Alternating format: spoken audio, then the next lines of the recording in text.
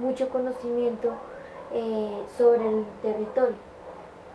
Entonces pues presento, Sarita pues ya nos contará ella pues quién es, vive en Cota, es un ser humano increíble, es una persona muy estudiosa, psicóloga y muchísimas más conocimientos y habilidades y pues recorridos.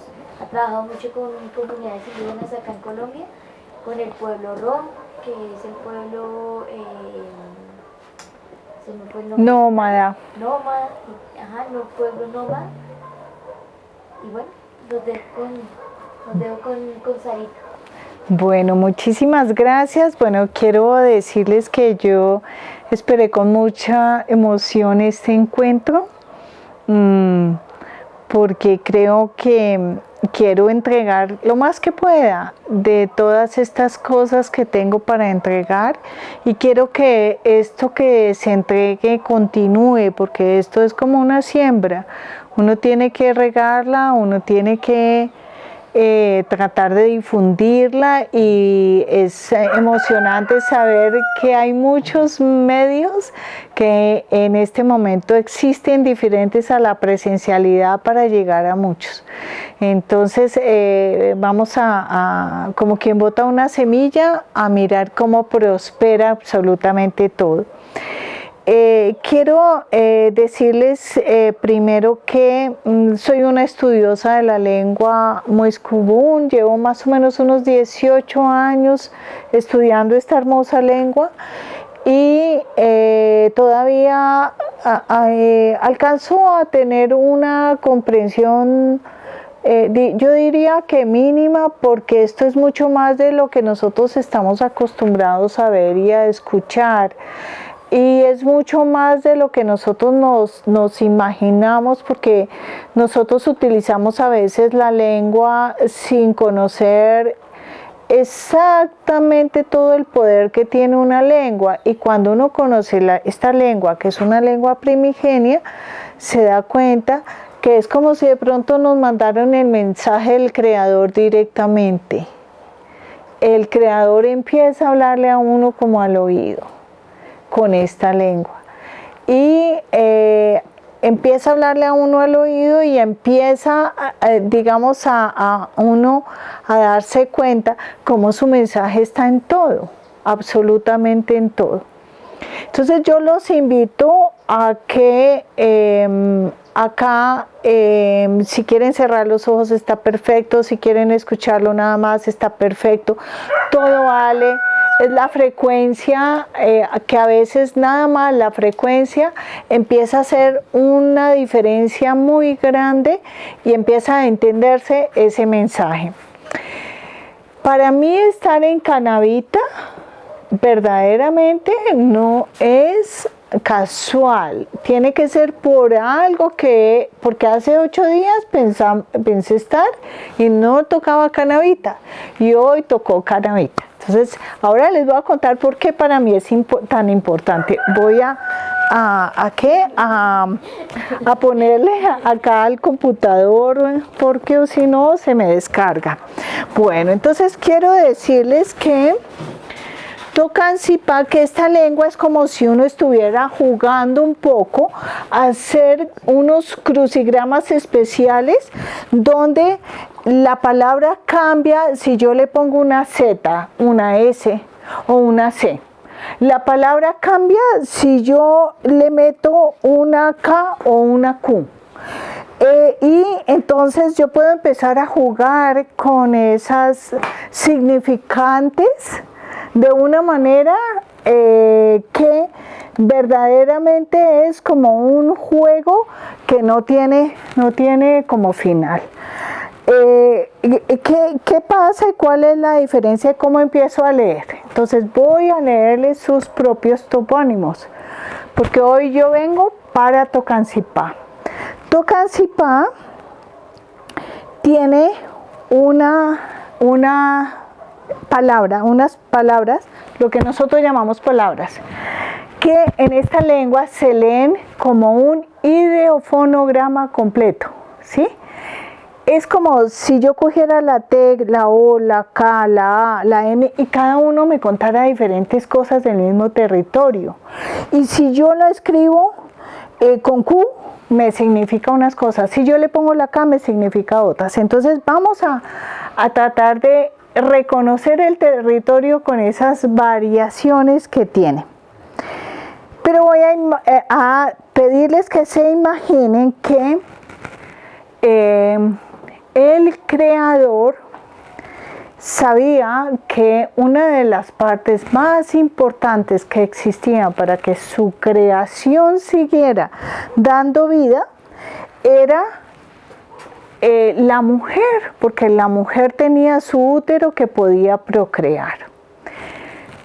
Tocán, ¿sí? Tocán, ¿qué era Tocán? Y por eso, si ustedes van ahora a cualquier historia, dicen Pampanillas del Zipa, ¿sí?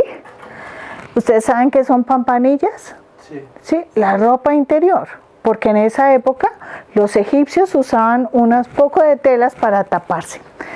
Pero ¿qué quiere decir verdaderamente una pampanilla?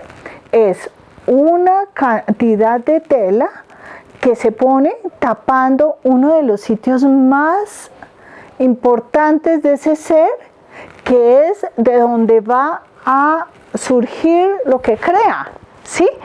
Entonces, Tocán Xipa, lo que quería decir era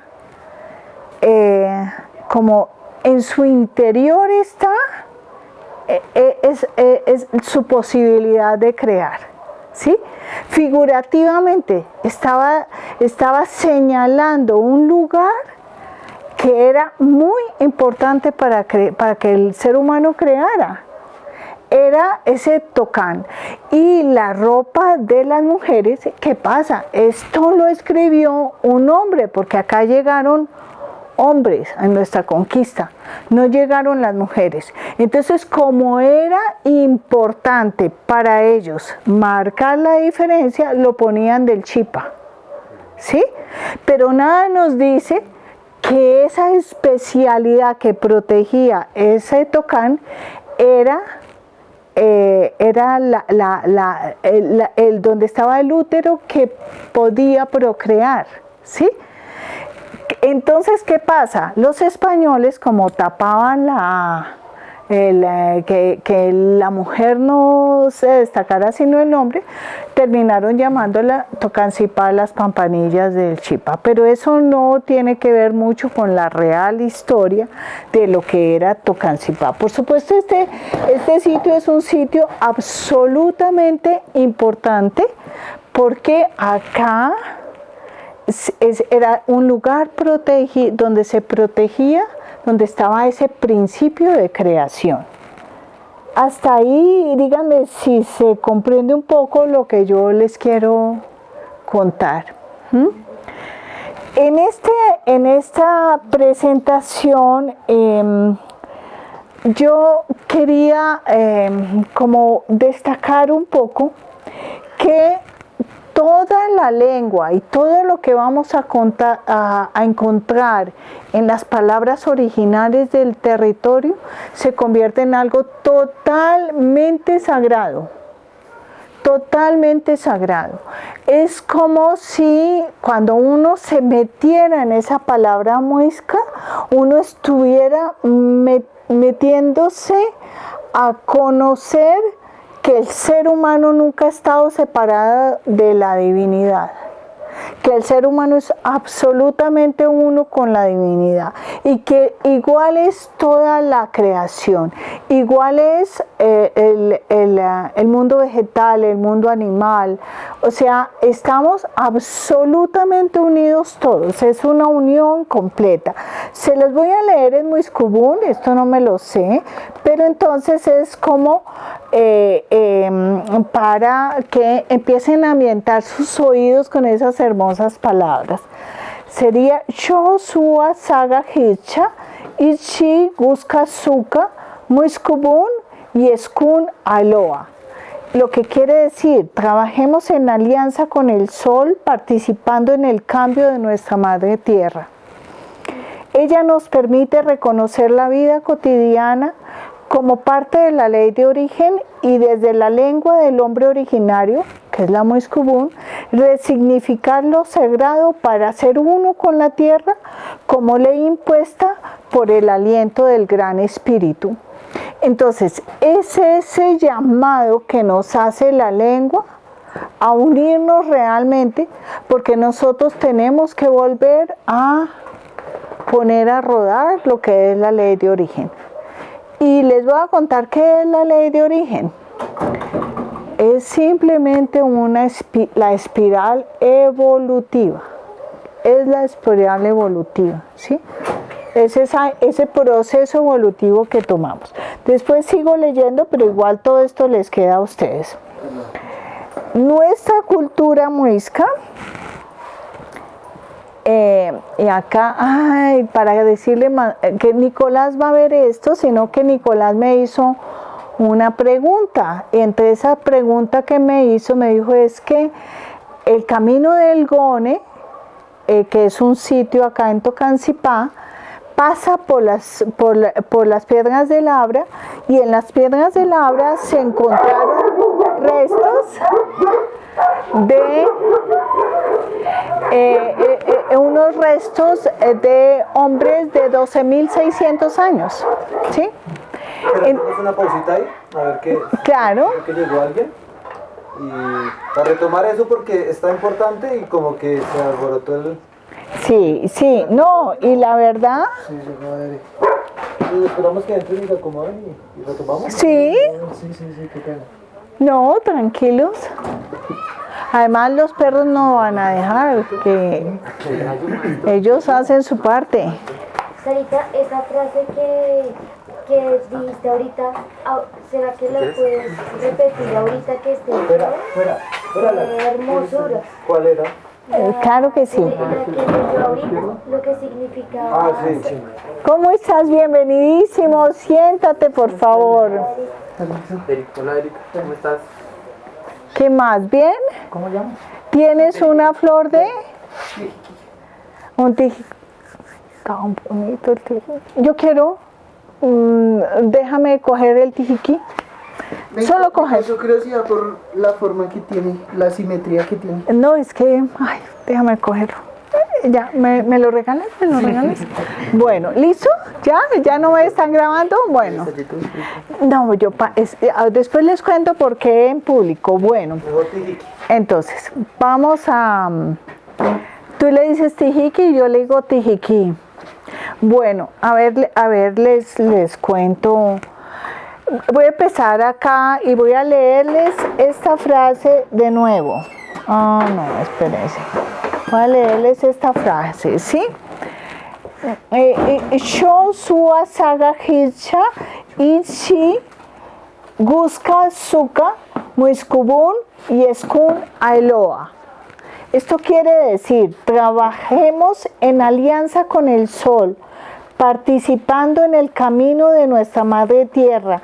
Ella nos permite reconocer la vida cotidiana como parte de la ley de origen y desde la lengua del hombre originario resignificar lo sagrado para ser uno con la tierra como ley impuesta por el aliento del Gran Espíritu.